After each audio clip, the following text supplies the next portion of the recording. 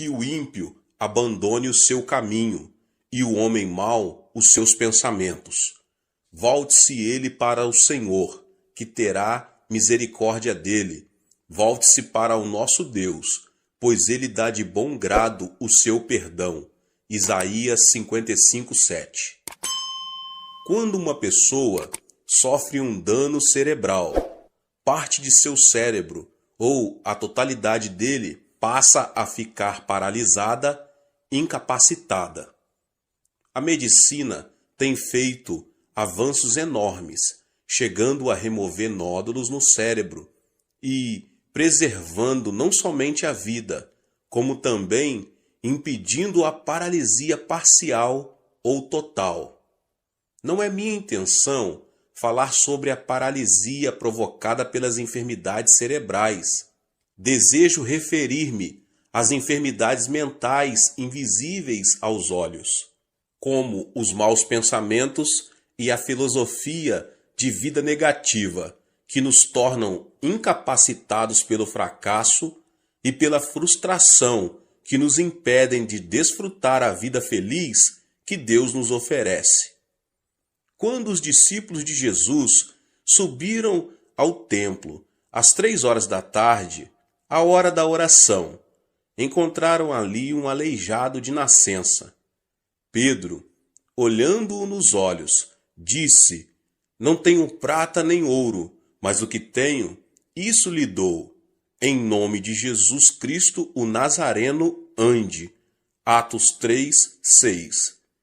Imediatamente, quando Pedro o segurou pela mão e o levantou, e os pés e os tornozelos do homem ficaram firmes, ele deu um salto, pôs-se em pé e começou a andar. Depois entrou com eles no pátio do templo, saltando e louvando a Deus. Pode-se dizer que o coração é que determina o destino do homem. Por essa razão, o sábio diz em Provérbios 4:23, "Acima de tudo, guarde o seu coração, pois dele depende toda a sua vida." E Jesus, em Mateus 8:13, diz: "Como você creu, assim lhe acontecerá." O que significa isso? Quer dizer que a mente é a origem do estilo de vida e a vida é o resultado daquilo que pensamos. Devemos eliminar de nosso cérebro o nódulo que nos leva à destruição ou à paralisia total ou parcial. A fim de experimentarmos o poder de Deus, quero agora apresentar 6 elementos que impedem que o poder divino haja em nós, os quais devem ser extirpados. O primeiro elemento é a ansiedade. Pode-se dizer que alguém que vive ansioso perde a felicidade na vida. Quando uma pessoa ansiosa chega a casa, os integrantes da família tornam-se intranquilos por causa de suas queixas e murmurações. Assim também, a pessoa ansiosa é incapaz de difundir paz na sociedade. Esse tipo de gente provoca reação de agitação em cadeia. Segundo estudo do médico Dr. Walter Clemente Albertis, especialista em gastroenterite do reconhecido Hospital Mayo, a causa de todo tipo de doença é a ansiedade. Isso significa que a ansiedade destrói a saúde física, além de destruir a felicidade do coração. Qual é a causa da ansiedade? Apresento aqui 2 de suas origens. A primeira origem da ansiedade, as circunstâncias produzem ansiedade. Quando uma pessoa sente-se incapaz de enfrentar uma situação, torna-se ansiosa.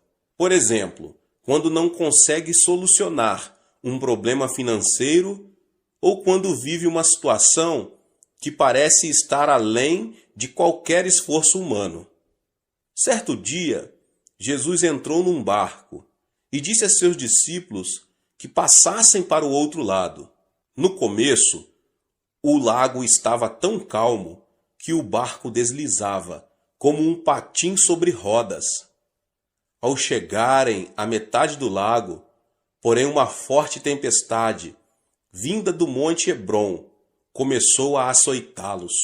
A embarcação estava prestes a ser inundada, de modo que, em vão, os discípulos tentavam tirar a água de dentro dela. O naufrágio se daria em questão de tempo. Foi então que os discípulos se lembraram de Jesus e clamaram: Mestre, não te importas que nos afoguemos? Jesus levantou-se, repreendeu o mar, e imediatamente o vento se acalmou e tudo ficou tranquilo. Olhando os discípulos nos olhos, ele disse: Por que vocês têm tanto medo? Ainda não têm fé? Observe que Jesus não disse: Vocês não têm fé. Isso se deve ao fato de que toda pessoa tem fé, de acordo com a medida que Deus lhe deu. O fundamento da fé dos discípulos, entretanto, eram as circunstâncias, os sentimentos e a emoção. Eles tinham fé somente quando tudo estava calmo. Ao terem a vida ameaçada por uma tempestade, sua fé transformou-se em dúvida, criando uma nuvem de ansiedade no coração. Portanto, devemos repelir os pensamentos oriundos das circunstâncias e as emoções da terceira dimensão, a fim de aceitar os pensamentos de Deus, os da quarta dimensão. Quando viram a tempestade e as ondas, os discípulos fracassaram em aceitar o pensamento de Deus, apesar de terem ouvido o Senhor dizer que queria passar para o outro lado do lago. Seus fundamentos de fé não eram a palavra de Deus da quarta dimensão, e sim as circunstâncias e as emoções da terceira dimensão.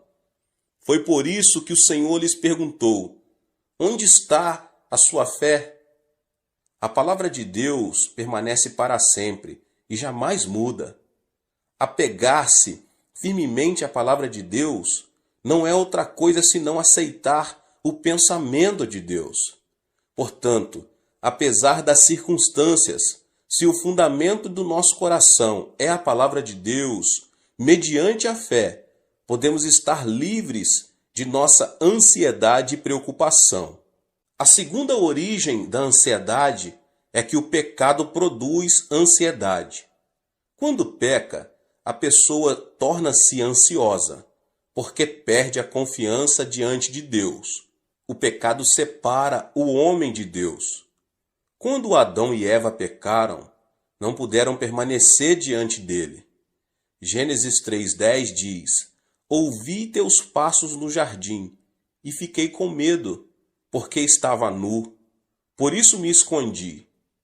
Qual foi a causa do medo? O pecado, sem dúvida. Ao comer do fruto da árvore proibida, Adão e Eva souberam que estavam nus e tiveram medo. Por isso não puderam apresentar-se diante de Deus. Da mesma forma, o homem que comete pecado não tem paz. As Escrituras dizem: Não há paz alguma para os ímpios. Isaías 48:22. Portanto, a consequência do pecado é a ansiedade. Se uma pessoa se sente ansiosa ao sentar-se e ao levantar-se, sua vida será uma ruína. Não obstante, se alguém se aproxima do Senhor e confessa todos os seus pecados, estes se tornam brancos como a neve, ainda que tenham sido como o escarlate. Não se trata de mudar as circunstâncias para que possamos desfrutar paz. Jesus disse: Nesse mundo vocês terão aflições. Contudo, tenham ânimo, eu venci o mundo. João 16:33. E o apóstolo João declara: Porque aquele que está em vocês é maior do que aquele que está no mundo. 1 João 4:4. Portanto, apesar das circunstâncias, deposite sua fé na palavra de Deus. O arrependimento o ajudará a se libertar de toda a ansiedade que tenta destruir sua vida. O segundo elemento é a solidão. A solidão a que me refiro não é a solidão causada pelas circunstâncias. Por exemplo, se você separa um tempo para orar no monte e estar a sós com Deus, isso não é solidão. A solidão é sentir-se só e se caracteriza pelo egocentrismo. É querer receber sem dar. É manter-se indiferente à felicidade dos outros. Quando alguém se torna extremamente egocêntrico e não se interessa pelos outros, transforma-se numa pessoa teimosa e fria. Obviamente, ninguém será receptivo a uma pessoa que demonstre ser assim. Esse comportamento torna as pessoas ainda mais fechadas em sua solidão, levando-as à destruição. Deus não criou o homem como um ser solitário. Em Gênesis 2, 18 e 24, o Senhor fala: não é bom que o homem esteja só. Farei para ele alguém que o auxilie e lhe corresponda. Por essa razão, o homem deixará pai e mãe e se unirá à sua mulher, e eles se tornarão uma só carne. O homem nasce de duas pessoas. No idioma chinês, a palavra homem é representada por caracteres formados por dois traços que se apoiam entre si. Ou seja, são duas pessoas que formam uma unidade. Por isso Jesus orou ao Pai, dizendo: Pai nosso que estás nos céus. Não é o plano de Deus que o homem esteja só. Até mesmo na natureza de pregar o Evangelho, Jesus enviou os seus discípulos em duplas. O apóstolo Paulo sempre esteve acompanhado de Barnabé. Depois de uma discussão entre eles, Paulo juntou-se a Silas e Barnabé a João Marcos. Portanto, quem se considera santo e justo e gosta de estar sozinho, não é um santo verdadeiro. Nada mais é do que um egoísta.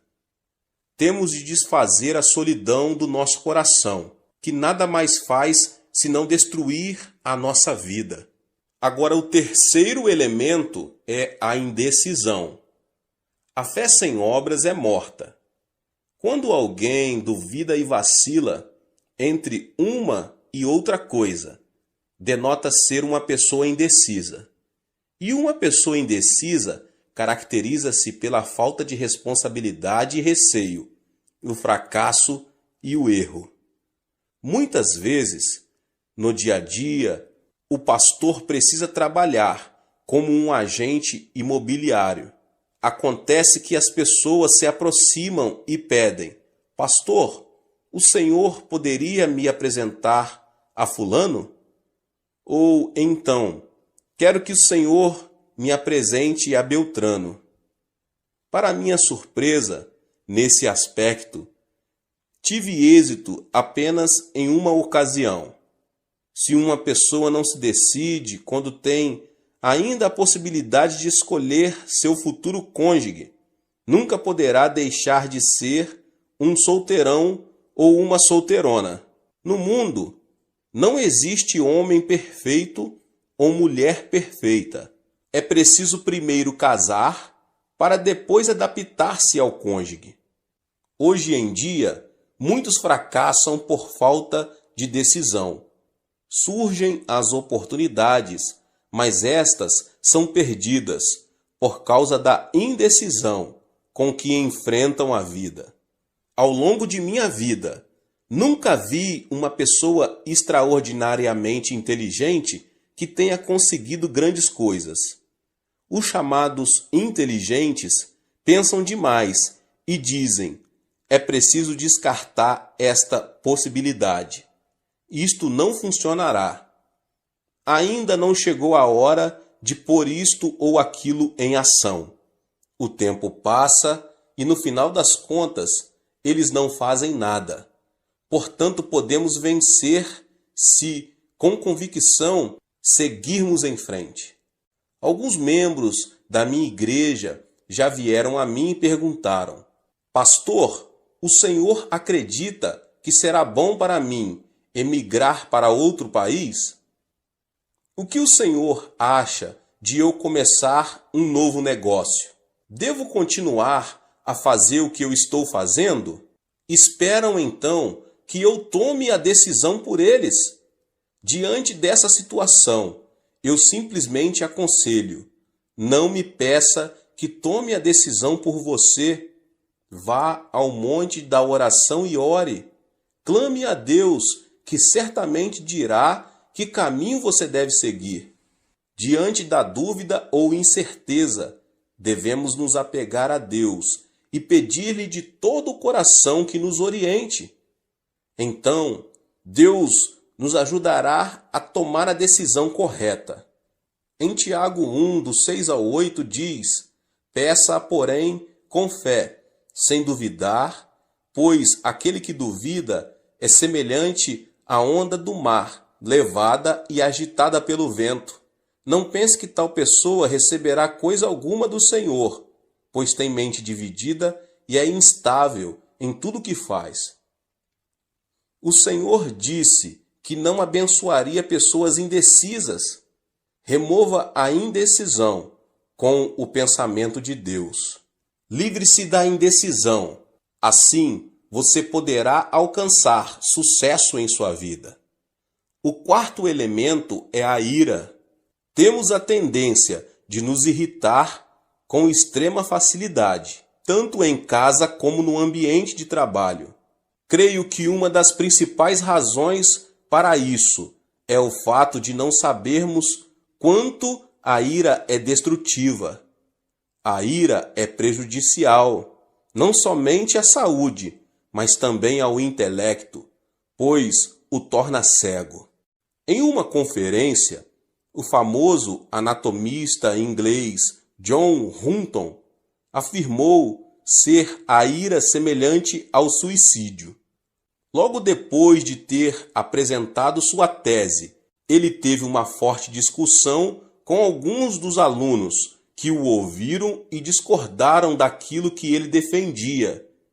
Isso o irritou sobremaneira, levando-o à morte instantânea, vítima de um ataque cardíaco. As palavras de John Hutton causaram grande repercussão por causa de sua morte trágica. Irar-se é como cuspir para cima, ou seja, a ira se volta contra a própria pessoa. A Bíblia diz que a ira rebaixa o nível da pessoa e o transforma em ignorante. A sabedoria do homem lhe dá paciência. Sua glória é ignorar as ofensas. Provérbios 19, 11. O homem paciente dá prova de grande entendimento, mas o precipitado revela a insensatez. Provérbios 14, 29. Além disso, a ira nos separa da alegria de Deus, porque irritar-se é cometer o mal na presença divina. Existem hoje muitas famílias destruídas por palavras cheias de ira. É aconselhável falar pacificamente, em tom moderado, ainda que seja em momento de ira. Quando preciso aconselhar pessoas que têm a tendência a se irar facilmente, digo: quando você voltar a se irritar, abaixe a voz e fale devagar. Se a sua esposa cometeu um erro grave, não levante a voz dizendo: querida, porque isso o levará a irar-se ainda mais. Fale em tom baixo e suave: querida. Qualquer pessoa tem a experiência de se ter irritado e depois de algum tempo arrepender-se de haver agido dessa forma. A ira destrói tudo. A ira não traz benefício nenhum à sua vida. Precisamos aprender a preservar e desfazer a ira que nos leva à destruição, e então nos será concedida uma nova manhã. O quinto elemento é a frustração. A pessoa que fracassa e tem pensamentos negativos, que fala de forma negativa e age de maneira negativa, é definitivamente alguém cheio de frustração. Uma pessoa frustrada não vive criativamente, não passa de um pessimista e tem uma autoimagem de desalento e fracasso. No idioma coreano, temos certas expressões negativas que são espontâneas. Dizemos com frequência, morro de, e o pior é que dizemos várias vezes ao dia, e isso mata a alma. Morro de fome, comi até explodir. Morro de felicidade, morro de desânimo, morro por causa da sujeira que existe aqui.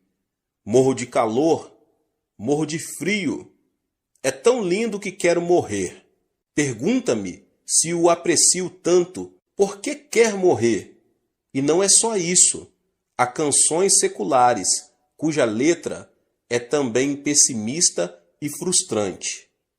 Deus não nos abençoará se vivermos chorando e pronunciando palavras negativas. A Bíblia diz, e caiu na armadilha das palavras que você mesmo disse, está prisioneiro do que falou. Provérbios 6, 2. Isso sugere a importância das palavras em nossa vida. Portanto, se falarmos palavras negativas, vamos viver sob a sombra da frustração. Tenho recebido muitas cartas que chegam do interior do país. No entanto, se o conteúdo da carta é negativo e frustrante, deixo de responder a ela. Ao contrário, se a pessoa que a escreveu, embora diante de frustração e de um panorama desalentador, denota esperança, oro por ela e faço tudo o que posso para ajudá-la. Sabe qual é a diferença entre uma pessoa de sucesso e uma pessoa fracassada? As bem-sucedidas não se mostram frustradas diante de um eventual fracasso e logo se colocam em pé novamente. Ao contrário, as pessoas fracassadas denotam frustração, desanimam e cruzam os braços. Aqui está a diferença. A chave do êxito da vida está em ter coragem e não desanimar nunca. Aos 70 anos, com uma dívida de milhares de dólares, o coronel Sanders foi à falência. Ficou tão abalado que foi internado num hospital. Mesmo assim, não conseguia conciliar o sono. Certo dia, bem de madrugada, ouviu um hino que dizia: "Não esmoreças, Deus te protege. Descansa sob suas asas, Deus te protege." Como um sonâmbulo, dirigiu-se ao lugar de onde vinha o cântico. O hino vinha de uma pequena igreja. Ao entrar, encontrou uma senhora idosa que cantava o hino, curvada diante do altar. A voz daquela senhora parecia a voz de um anjo. No mesmo instante, ele se arrependeu e entregou sua vida ao Senhor. Repentinamente, sentiu uma grande paz.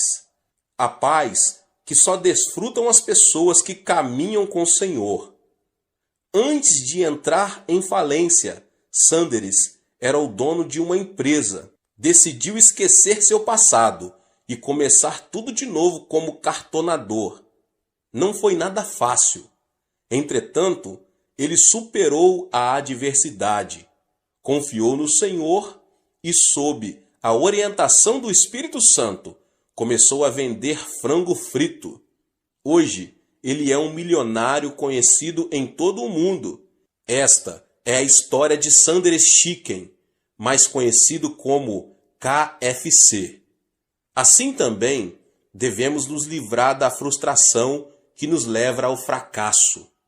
E o sexto e último elemento é o autoabandono. Atualmente, as histórias de criminosos se têm transformado em filmes. A história de Shi Kang-hun, que conseguiu fugir da cadeia com um grupo de colegas. Está numa tela gigante, sob o título Holiday. Esse tipo de material cinematográfico tem o mérito de nos ajudar a ver a sociedade de outro ponto de vista. Mas a filosofia de vida, o que tiver de ser será, dos protagonistas não é nada edificante. Faz alguns anos que Yu Yong assassinou 26 pessoas no espaço de 10 meses, o que causou um grande horror à sociedade coreana.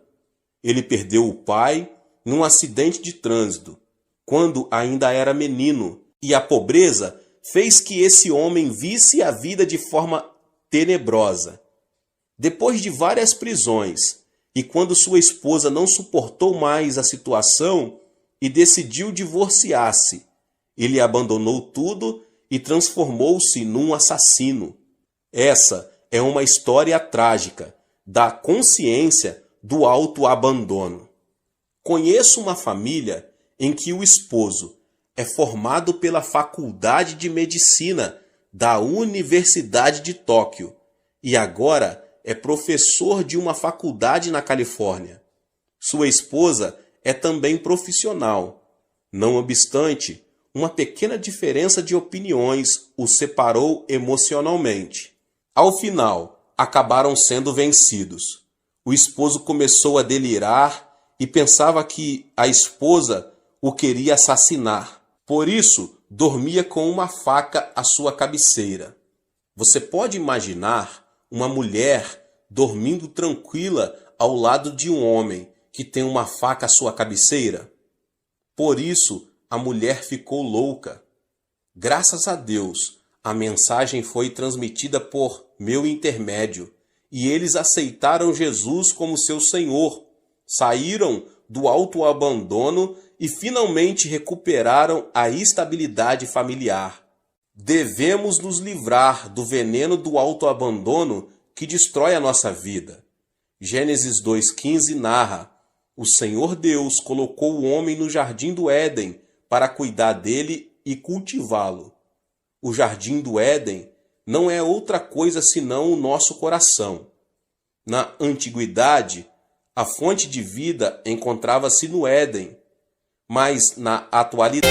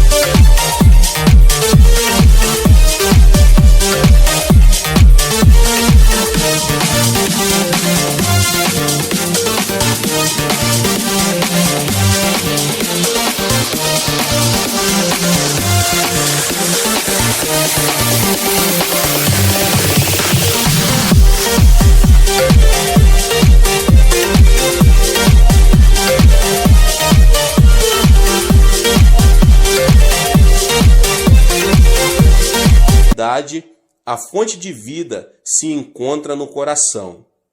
O Deus que disse ao homem para cuidar do Éden, hoje nos manda cuidar do nosso coração. É necessário que os nossos pensamentos se fundamentem na palavra de Deus, para que o nosso coração seja preservado. Ou seja, o sucesso e o fracasso não dependem do destino. Podemos ser felizes se, mediante o pensamento de Deus, conseguirmos extirpar os 6 tumores do coração, a saber, a ansiedade, a solidão, a indecisão, a ira, a frustração e o autoabandono. Que você possa ter força no Senhor, na palavra de Deus, na oração, conseguir retirar da sua vida em nome de Jesus Cristo, tudo que atrapalha o poder de Deus, o poder divino de atuar na sua vida. Deus abençoe a vida de cada um dos irmãos que ouviram essa palavra do pastor David Puyong Cho. Se você ainda não é inscrito aqui no canal, se inscreva no canal, ative o sininho das notificações para você não perder nenhum vídeo que são postados aqui todos os dias. Deixe também o seu like e não esqueça de compartilhar essa palavra com as pessoas que você mais ama. Nos vemos nos próximos vídeos. Amém.